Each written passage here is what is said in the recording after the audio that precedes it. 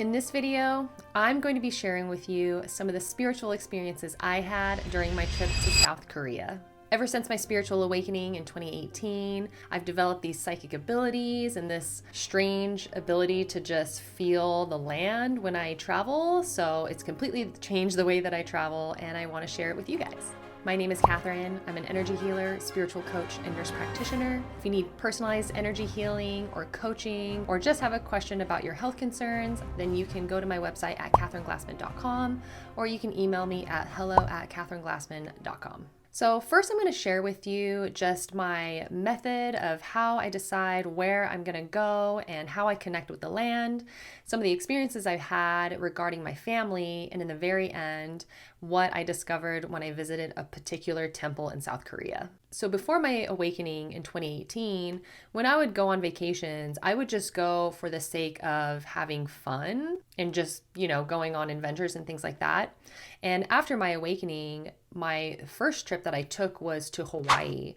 And I got a lot of downloads and just started connecting with all of the spirits of the Hawaiian Islands. So that's when I first knew that I was able to do this. So now I'll wait for an intuitive hit to know exactly where I need to go. Once I figure out where I'm going to go, then I'll sit and meditate for a few days to see what kind of information I can get, what the land wants to tell me, and how I can just really take in as much as I can from that particular place. So when I started to meditate, I was trying to figure out where I was going to go, and South Korea started to come into mind. Now, my mother is actually from South Korea. She moved to the US in the 70s, and then she took me. I have two older siblings, but for some reason she only took me. And that was like decades ago. And so I just felt like I needed to go back and she needed to come back with me. So while I'm trying to meditate on getting some of the spiritual experiences and connecting with the land, I'm just trying to figure out where I need to go. I usually have really profound experiences when I travel. And for some reason, every time I meditated on South Korea, I just wasn't really getting much. And one day I was getting frustrated, like, what the heck? I want to have some spiritual experiences, so why can I not get anything? I got a message that this trip will not be about me having spiritual experiences. This trip will be about my mother clearing ancestral and generational karma. So right then I knew that this trip was probably going to be a little heavy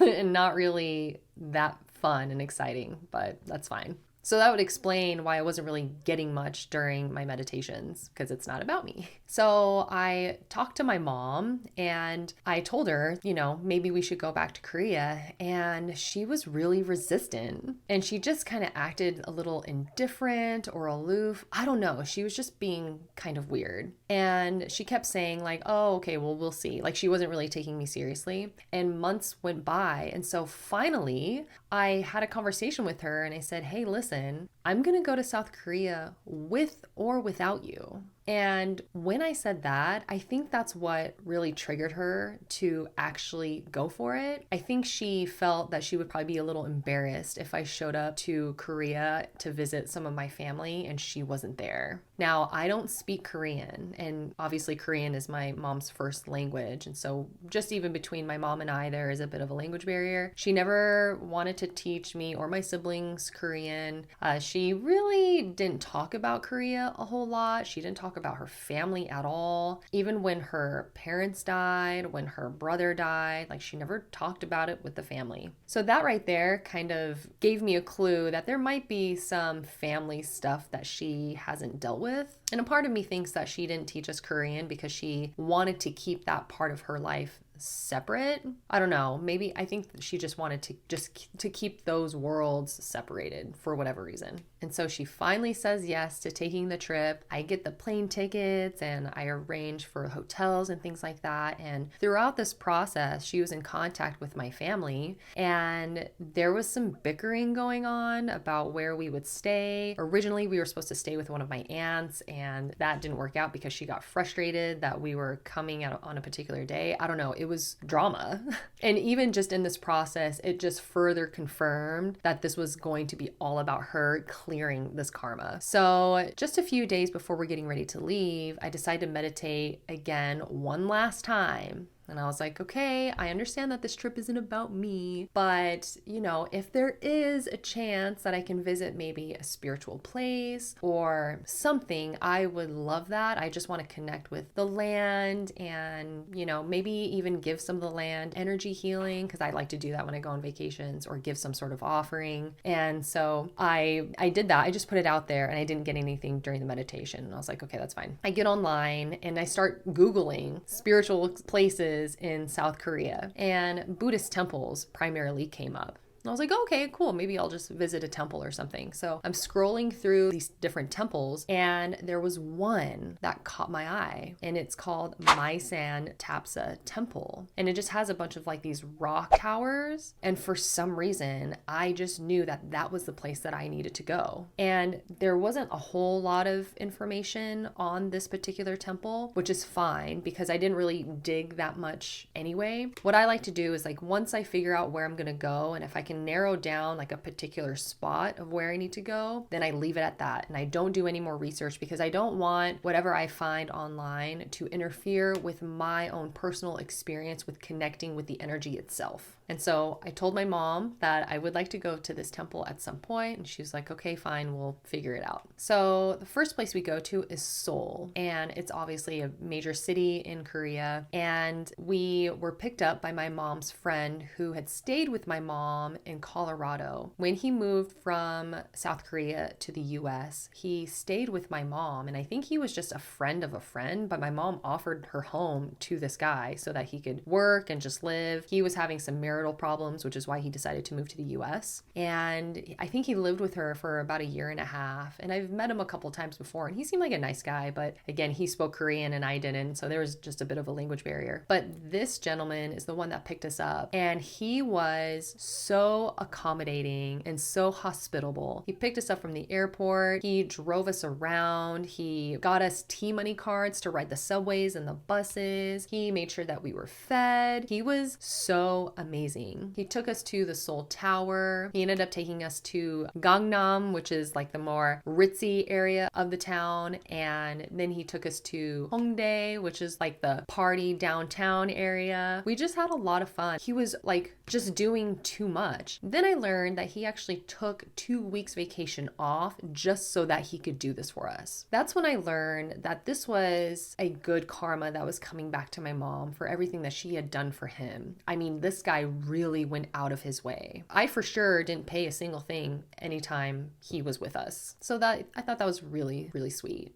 So at some point we meet up with my aunt, or my mom's sister, and she is the youngest of all of the siblings. And they're having private conversations because, again, I don't understand Korean. I know a few words here and there, but they're just having these conversations. And my mom, at the end of the day, shared with me that she had a really great conversation with her sister. Apparently, my mom, when she moved to the US, had been sending money back to her family so that her sister could go to school. Public school in Korea was not free. You had to pay for it from a very young age. And so she wanted to make sure that her sister graduated high school, and so she sent money. Well, back in the day, it was always the oldest person, the oldest living person, to take care of the family. So if the dad wasn't around, then it was mom. If mom wasn't around, then it was the eldest sibling. Well, her oldest brother had a gambling problem, and so apparently he gambled all of the money away that my mom sent, and she did not know. So eventually she learned that her sister, my aunt, never graduated high school because they couldn't afford to send her, and she just ended up getting some job at like a factory. And so my mom found this out at some point in her life, but she never told her sister. So during this trip, she confessed to her that she had been sending money this whole time so that she could finally graduate high school, and that she was so remorseful that she even made the decision to give it to him and just not directly to her. And she was so apologetic about it. Well, it turns out that recently, I think maybe this year or last year, she graduated high school. As an adult, middle-aged woman, she finally graduated high school. And so I thought that was really really interesting. That had been weighing on my mom's heart for a while. And at the time where she decides to finally let it go is the time that she actually graduated high school anyway. So it was really cool to see that karma connect like that and come full circle and just completely clear altogether. And even though there was really no like forgiveness that needed to be done, like it just made my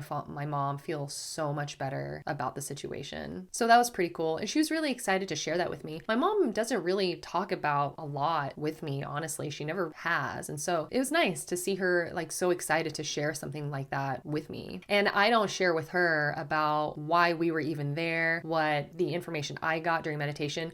She knows that I have a very spiritual side to me. She has seen some of the psychic stuff come out and it's freaked her out. And so she really doesn't like it when I talk about it. So I really just try to keep it to a minimum because I don't want to scare her. But she knows that there are psychic abilities because the psychic part actually comes from her side of the family. So it just freaks her out. So I don't talk about it. But yeah, that was pretty cool. So then my mom's friend drives us down to Yeonggwang, which is the southern part of South Korea. And it's about like a 3-hour drive. And I really wanted to take this drive as the opportunity to go to this particular temple because it was actually on the way there. And unfortunately, we couldn't go because it was raining really heavily this day and this temple was outside. And so I was bummed. He didn't want to take us, but everything happens for a reason, so I didn't fret too much. So we get to Yeonggwang and we're actually staying in like a small little village that's outside of Yeonggwang. And all of these houses are very small. They're a little run down and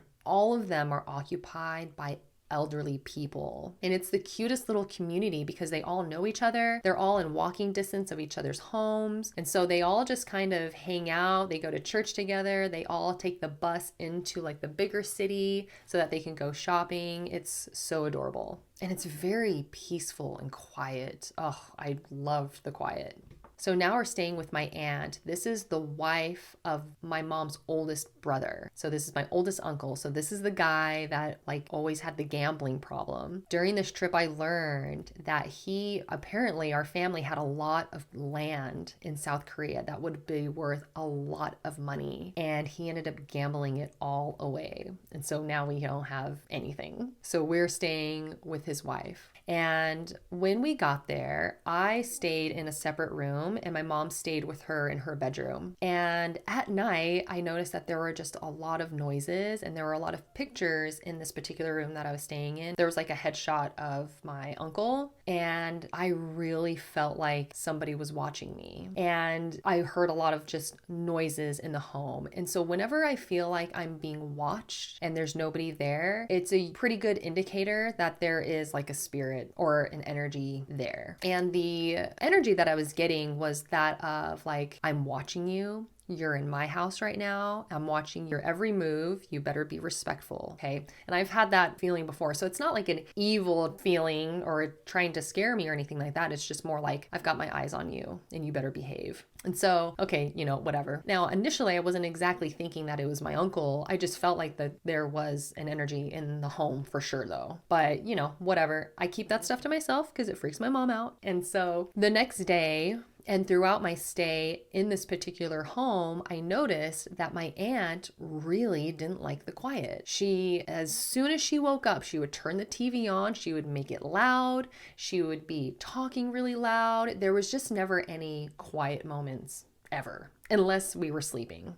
And so I contemplated on asking my mom to ask her, because again, she would need to translate for me, if she ever felt kind of creeped out at night, or if she felt like, my uncle was still around. But because it freaks my mom out, she didn't want to say anything like that. So that's fine. Well, not only did I learn that he had a gambling problem and he lost the family land, but he also was physically abusive to my aunt. And for some reason, when I learned this information, this is when I knew definitively that whatever was watching me in that house was indeed my uncle. And I think that it comes from, it obviously was a protective energy, but it was not a very clean protective energy. So that's how I knew that not only was he there, but he hadn't crossed over. Because when you cross over, the energy doesn't feel like that. It feels very clean and very pure. And there's no ego there's no like feeling this weird, creepy, protective energy. It's a very divine energy instead.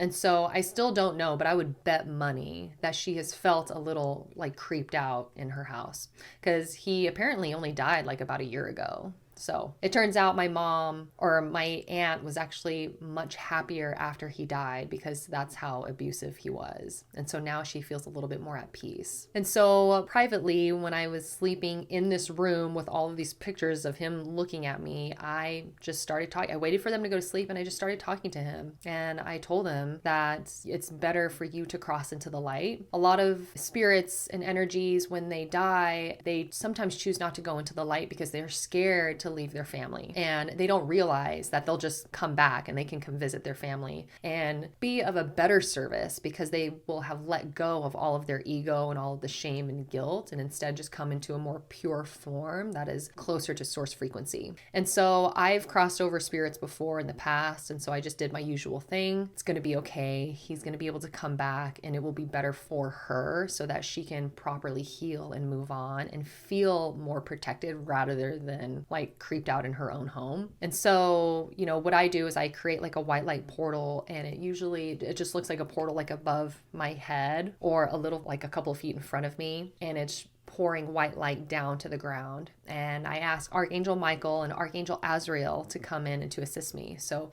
Archangel Michael is the angel of protection.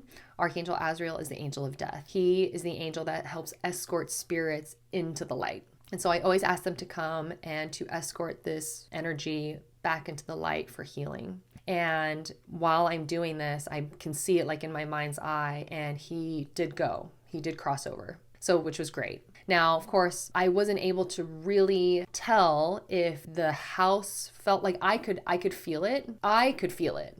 I didn't feel like there were eyes watching me after that. I wasn't like, creeped out. I don't get scared by noises because I'm just so used to like ghosties and going into haunted houses and things like that. That doesn't freak me out. But because my aunt would just turn on the TV at such an early hour in the morning and be super loud, I was just wearing earplugs. So even if a ghost wanted to try and haunt me and creep me out with noises, I wouldn't be able to hear them anyway. But so I wasn't able to see if the house, stopped settling after that. And of course, I wasn't able to ask my aunt if she felt any difference, but I definitely felt a difference. So I thought that was kind of fun. I always enjoy like going into places and feeling energies and then crossing them over. It's always really rewarding. I'm not the biggest fan of ghost hunting shows when they don't help the entities. A lot of them, they just exploit the energies, and they're just doing it for a TV show and to just get views and things like that, when really you should help them cross over, or you should help the energy, or you should help the family in some sort of way. So it's always rewarding when I'm able to successfully do that. The next uncle we visited was the second oldest uncle, or the second oldest brother to my mom, and they literally live just like a block down the road. And when I went to visit this uncle, him and my aunt, I learned that he had a stroke. So basically he was fishing and he fell and he hit his head, and they didn't take him to the hospital right away. And it sounds like what I've gathered is that he pretty much had a bleed and he ended up having a stroke. And so afterwards it left him with a right arm deficit. So his hand was just kind of cramped in and he couldn't use his right hand anymore. And he's right-handed. I also learned during this time that he also would hit his wife. I don't know what it is about these old school Korean married men, but I think they just felt entitled to be able to do that to their wives. And so it was interesting that because I asked if he was right-handed, and my aunt said yes. My aunt was very sweet and very bubbly and talkative, and she did not mind talking about like how he would hit her. And I, out of curiosity, just asked if he would hit her with his right hand, and she said yeah, it was always the right hand. And so ever since his stroke, he hasn't been able to hit her, which I found to be very interesting. It's obviously that's karma, right? It's so poetic that he can't use his right arm anymore, and he has like a shuffling gait, and he has a bit of like a slurred speech as well. So just very interesting. Then we have the third oldest uncle, and he, from what I understand, had never been abusive, according to my aunt who was married to him. He apparently was probably the best sibling out of all of them. He, I guess, is the glue, just trying to keep everyone together. And he ended up having a convenience store and like a couple of other stores. So he ended up being like the most successful out of all of them. And he was very sweet. He drove us around Yungwang. He took us to the beach. He took my mom clamming, and she dragged me along with her to go clamming. She really wanted to go clamming. I don't eat meat, so I don't eat clams, but I was just... I felt like I was committing genocide of all of these clams with how many clams she wanted, but whatever. It was an experience for her. It made her really happy. So he took us to do that, and it was really nice. Oh, I forgot to mention, in one of my meditations, right before leaving to Korea, I heard a voice, and the voice said that we're really looking forward to seeing you. And I got this image of it being my grandparents in Korea, right? And I was like, oh, okay, that's cool. So that, I completely forgot. I had that experience before I even left for Korea. I was like, oh, okay, my grandparents are excited to see me. That's cool. And I was like, I took that with a grain of salt, because you don't need to be in a particular place to connect with any departed loved ones, because time and space don't work like that on the other side. But, you know, whatever. Like if they wanted to connect with me, or if we wanted to make a connection, I could have just done that already. But they said that they were looking forward to seeing me. So I was like, okay, cool. So anyway, now fast forward to my uncle taking us around. He surprised us and took us to their burial plots, or their burial mounds. So back in the day for Korea, they would have like family plots of land, and the married couples would be buried on top of the earth, and then the dirt would be put on top of them, creating these mounds. And so he surprised us by taking us there. I was like, oh shit, I guess I am gonna see my grandparents. Look at that. And so I'm recording, and I'm just watching my mom and my uncle like kind of do their own thing, and they started to do this. Apparently it's like a traditional Korean prayer to honor the dead. And while they were doing this prayer, I got hit with a wave of emotions, and I started to get teary-eyed a little bit. And then I heard from that same voice, "Thank you for bringing her back." It's making me emotional right now. And so I'm over here with like tears in my eyes. They're looking at me like, why is she so emotional about this? You know, because they're not even emotional. But it was so beautiful. So I knew in that moment when they did that prayer, something was being cleared. And I couldn't tell you what. I didn't actually meditate on that particular thing. I'm not really sure, but I know that there was some sort of healing that happened between my mom and my grandparents, and probably my uncle as well. I feel like the vibe that I was getting was that they were kind of proud of me. I already accepted that this trip was not going to be about me, but I think that they were just grateful that I, being the baby of my family, took it upon myself to make sure that my mom went back, because it was going to be really important, because sadly enough, we're not going to live forever. She's not going to live forever. And I'm starting to take certain steps to prepare her for when the time comes for her to transition. And I want to make sure that she has done everything in her lifetime that she needed to accomplish so that she can cross over happily and peacefully. So that was really special. So after that, we ended up going to dinner. And I tell you what, everything is just with meat in that country, and I did not want to be disrespectful, and they kind of knew that I didn't eat meat, but they made me eat the bulgogi, but you know, whatever. I was trying to be polite. So during this dinner, I'm just trying to get this food down and be respectful and be appreciative that I'm even being fed, right? They don't have to feed me. And so I'm eating, and they're speaking in Korean, having a private conversation. Later on, my mom shares with me that apparently my uncle was really apologetic to her for not helping her as much as he helped my uncles. And he just poured his heart out, saying that, you know, even though they were all siblings, my uncles were really not the best of guys. They didn't make the wisest decisions. They didn't treat their wives that well. But his sisters, as in my mom and my aunt from Seoul, you know, they kind of struggled the most. You know, my mom, she ended up moving to the US because there was just such a rift between her and my mom. I think my mom actually moved out like when she was 16 years old because dysfunction in the family was just so unhealthy for her that she had to leave. And so she ended up going to the US to get away. And then the youngest aunt, she moved to Seoul and just ended up working in a factory and never graduated high school until recently. And so he was really remorseful and kept apologizing to her. And he said that right now there has been an issue with finances in their family because their son tried to start a business and that failed. And so now they're trying to regain all of that money. And he said, in the next 2 years, I'm going to try to save up some money and I'm going to send a bunch of money to you so that I can help you. And my mom was like, I don't need anything. It's fine. And she was so confused of why he felt so bad. But again, this was another piece of the karma that was clearing. But instead of her apologizing for something, it was him apologizing to her. And so it was crazy, just like one after another of just karma clearing. And it's cool to understand that that's what's happening.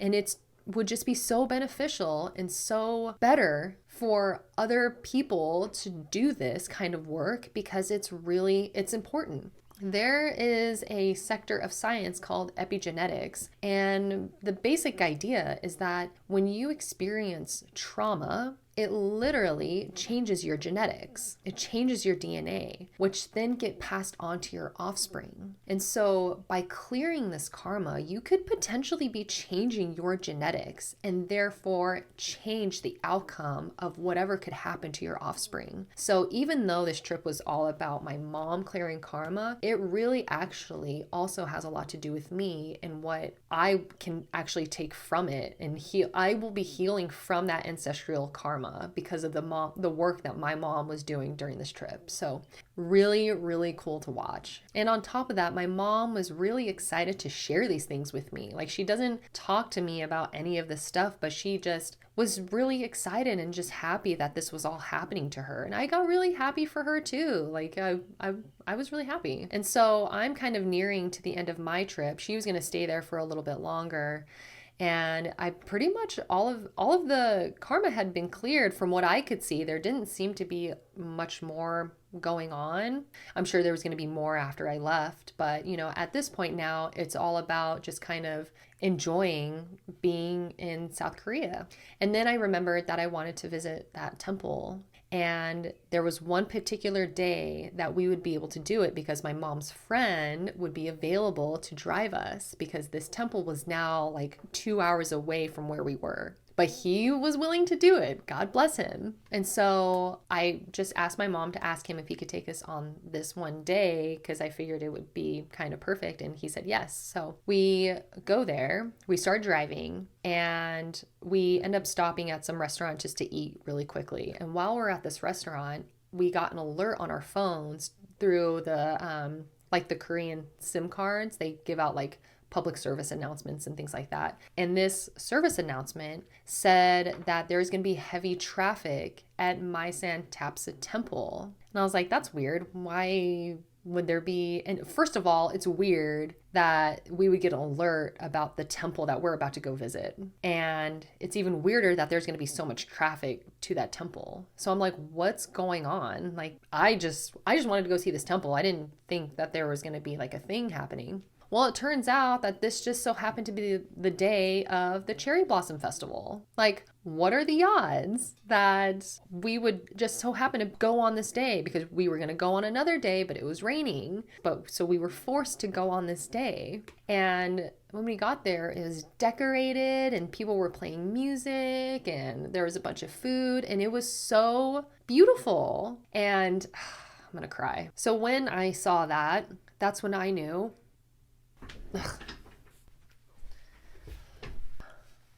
Sorry.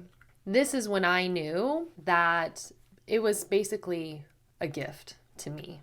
This is kind of like my guides, my grandparents, and the land of Korea basically saying thank you for that work. And I just get so emotional because that is a beautiful gift. And that happens to me all of the time when I travel. And I think a lot of it just has to do with just having an open communication with your guides, with spirit, with God, with the land, with the earth. When you have this relationship with it, it truly will just give you things, give you beautiful experiences. And a lot of people think that I just like get lucky, and sure, I am lucky, but is it really luck, or am I just open to having those relationships with the spiritual world?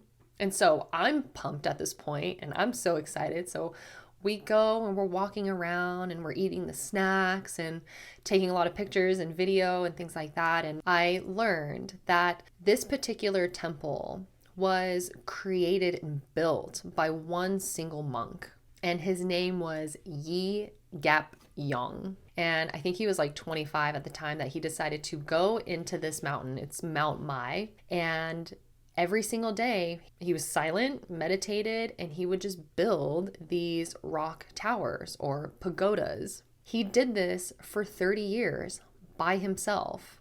And apparently, according to the, information that I read at the temple, the very last stone was placed in 1912. So he did this for 30 years. The last stone was placed in 1912. And ever since 1912, these stone towers and pagodas have never fallen. They're not held by glue.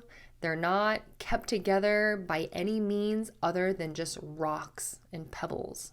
And apparently there have been like some crazy weather in that mountain, but for whatever reason, these rock towers, they just don't fall. And so now obviously they're fenced off and protected, but it's just so cool. So as I'm walking through, I get this crazy download that this particular temple is a part of the great earth ley line grid. Now, I do a lot of grid work. During one of my vacations in Mexico, this is going to sound crazy, but I received like an energy healing frequency.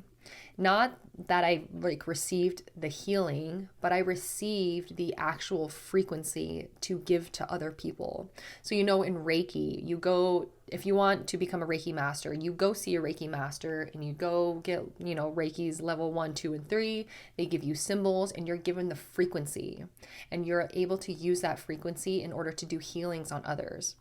Well, I went to Mexico and I just got hit with this. It felt like I was being, like someone was giving me an energy healing, and I could feel it channeling through me, and I started getting visions of, the earth, and it was very earth-based. And I started giving this energy to other people. I had it confirmed by many, many people. I have yet to put it out to the public because I'm still trying to figure out exactly how I'm going to do that. But it was a gift from Mexico, right? So during this trip, when I was looking at these rock towers, I could see that this was a part of the grid, and me coming there almost, I don't know if it connected it even further or if it was, I kind of just got this vision that from the ground and up into the sky, it then formed the connection to the other ley lines that are around the world.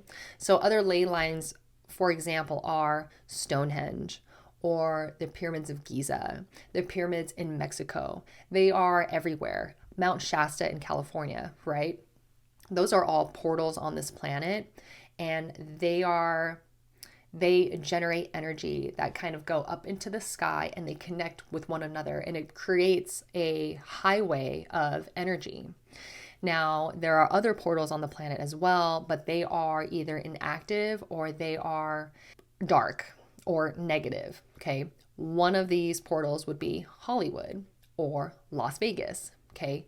So they are not part of the great energy grid because the great Earth grid is meant to be used to elevate the frequency of the planet, whereas the negative portals are meant to decrease the energy of the planet. So it made perfect sense because these rock towers were forming up like they were pointing to the sky. And while I was there, I saw this poster, and apparently there is this weird phenomenon that is very unique to Maisan Tapsa Temple, where during the winter months, if you were to take a bowl of water and leave it out and it would freeze for whatever reason, the water creates a water crystal pointing up to the sky. I guess it doesn't happen anywhere else in the world except this place, which then further confirmed that this was part of the Great Grid. And so it was just really cool because now when I give energy healings, when I give healings now, I will say that I'm giving Reiki, but I'm not actually doing Reiki. I'm actually doing this particular frequency, the Earth Grid energy frequency. And so now it kind of felt like this temple has been added to the frequency, like almost to my arsenal in a sense. And it was just so, it's just so beautiful. It was such a gift. And of all places to be attracted to, like while Googling where to go in South Korea, of all places, of all days to go, I just so happened to go to this place that I basically see connecting to the Earth Grid energy that I was gifted to be able to give to other people. I mean, what are the freaking odds? And it just goes to show that the earth is listening. The land is listening, spirits, your guides, God, it's all listening. If you were to just take the time to try to form a relationship with it, you would get some amazing experiences. And so that is the reason why I wanted to share this, because it's not just a vacation anymore. It's a part of my spiritual evolution. And so if you ever feel inclined to go to South Korea, I highly recommend you visit this temple. You will feel like you're getting a healing when you're there. And there is also like a well there with fresh water, and I did drink the water, and apparently it also has healing properties. But yeah, so beautiful. So anyway, I hope this video encourages you to do some of that generational clearing and karma clearing, only because we are in the day and age right now where things are happening rapidly. We are in the midst of just this crazy rapid awakening. And so the sooner you can just get a jump start on doing that kind of work, and then also taking the time to just speak to the trees and to the land and to the rocks, I think you won't be disappointed. So with that being said, I hope you liked the video. Give it a thumbs up if you did. Consider subscribing, and I will see you next time. Bye.